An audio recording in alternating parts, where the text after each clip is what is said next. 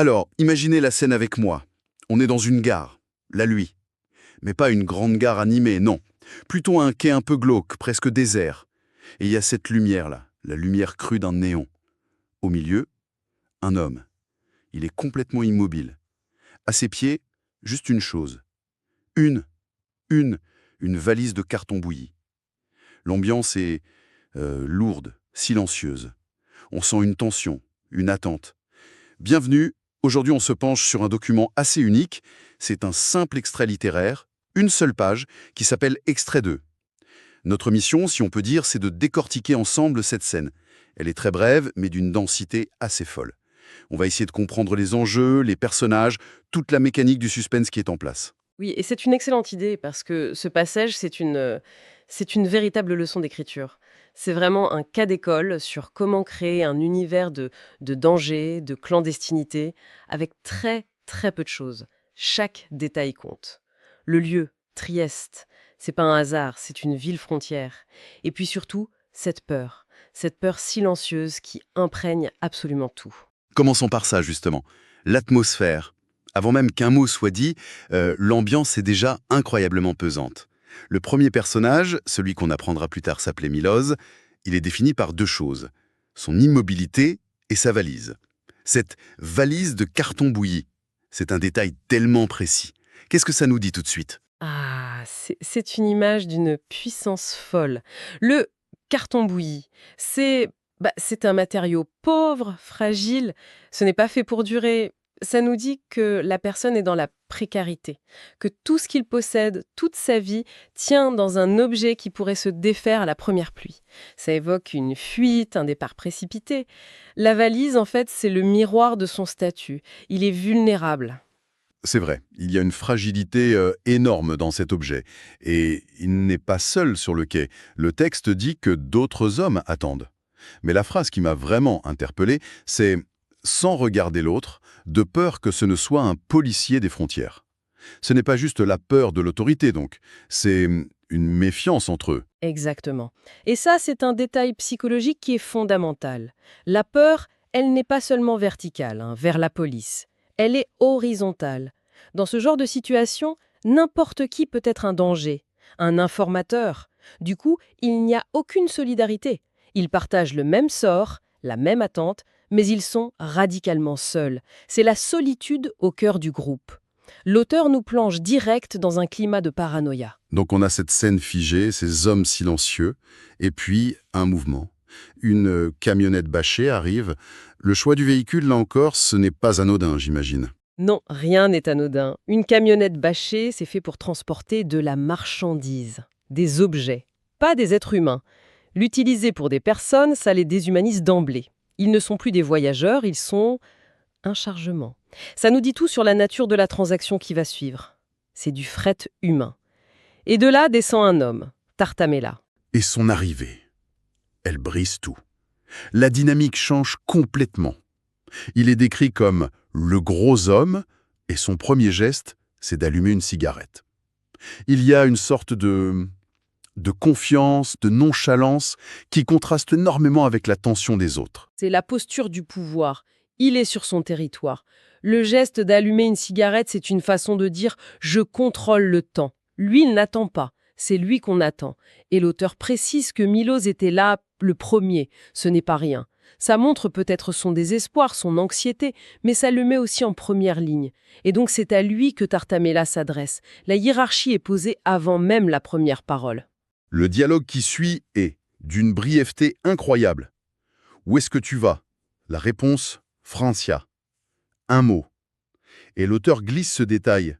Milos comprend bien l'italien, mais il n'aime pas le parler.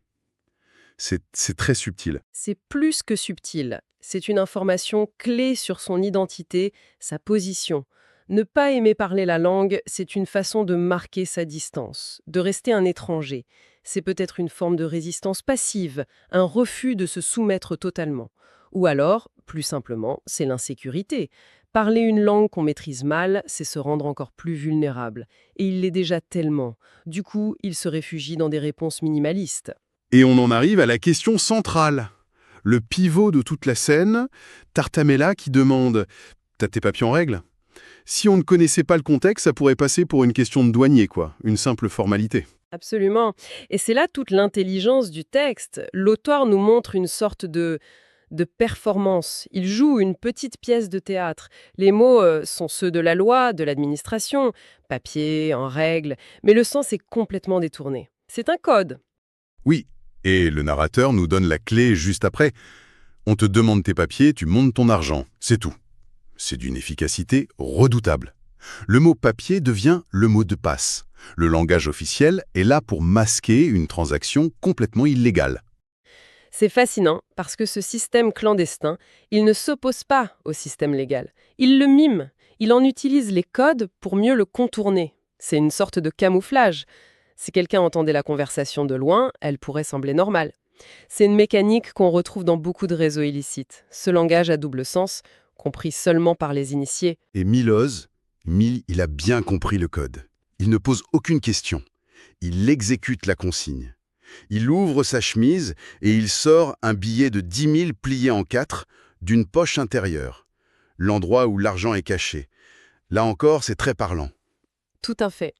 L'argent n'est pas dans un portefeuille, cet objet des transactions normales, quotidiennes. Non, il est caché contre le corps, dans une poche secrète. Ça veut dire que c'est une somme qui est gardée comme si c'était un organe vital. C'est le prix de son passage, de sa future vie. Et le fait de devoir ouvrir sa chemise, c'est aussi symbolique. C'est un geste de soumission.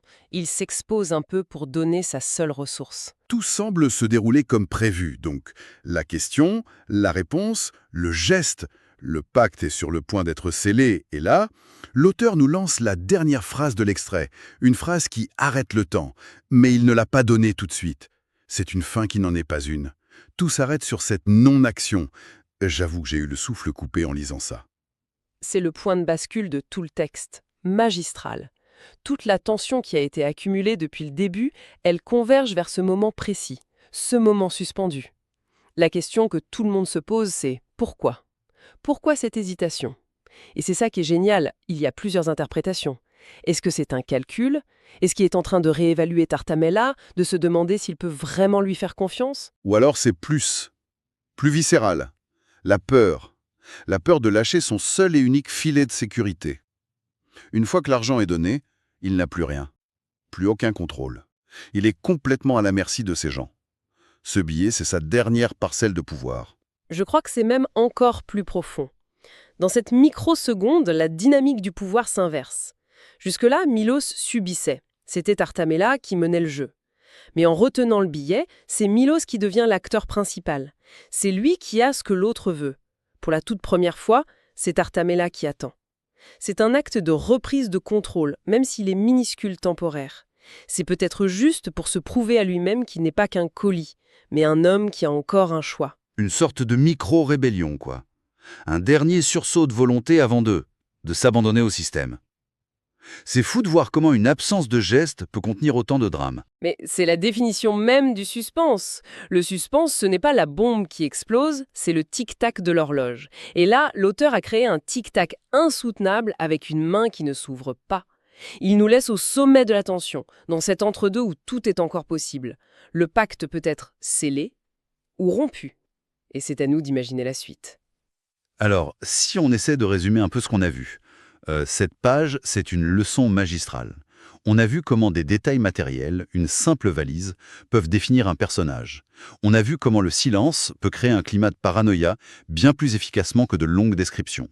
Et surtout, comment un dialogue codé et un geste suspendu révèlent toutes les dynamiques de pouvoir. C'est exactement ça, cet extrait nous montre que la force d'un récit, elle est souvent dans le non-dit, dans ce qui est suggéré.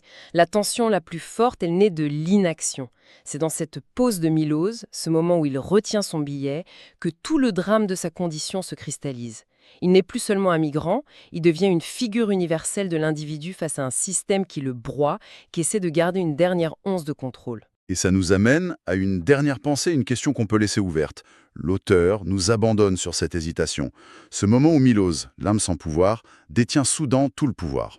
On peut se demander, est-ce que ce geste, ce bref instant de défi, change vraiment quelque chose au final ? Est-ce un acte de résistance symbolique qui lui permet de sauver une part de lui-même ?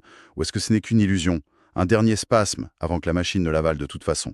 Autrement dit, dans un système conçu pour vous écraser, est-ce qu'un tel moment de suspension peut être autre chose qu'un simple sursis avant l'inévitable?